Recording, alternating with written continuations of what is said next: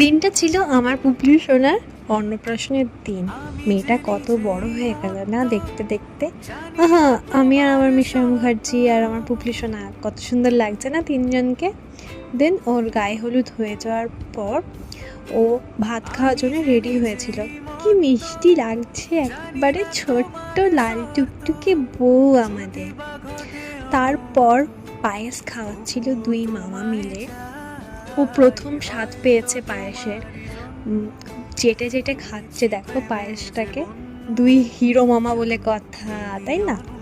বাপরে বাপ, কেমন করে মাছের মাথাটাকে চাটছে দেখো, আমরা তো সবাই হেসে হেসে পাগল। এইদিকে দেখছো টাকাটাকে কেমন করে ধরে আছে, টাকাটাকেও ছাড়ছে না। তারপর আমরা চলে এসেছিলাম লাঞ্চ করতে। লাঞ্চে ছিল ভাত, শুক্তো, শাক, একটা তরকারি, ডাল, মাছ, আরও কিছু ছিল।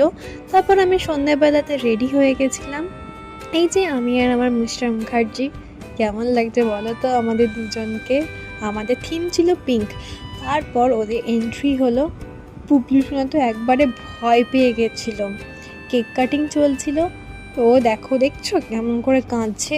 এত গরম ছিল এদিনকে, প্রচণ্ড পরিমাণে গরম ছিল। আর ওকে তো আমি একদম চটকে পটকে একবারে একাকার করে দিয়েছিলাম।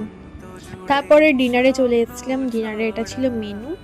তারপর আমরা সেদিনকে প্রচুর আড্ডা মেরেছি, আর প্রচণ্ড পরিমাণে সেদিনকে গরম ছিল। আমরা 5 জন মিলে খেতে বসেছিলাম। এত এত মজা করেছি যে কি বলবো। আজকের মতো এইটুকু। চল, দেখা হচ্ছে নেক্সট ব্লগে। টাটা।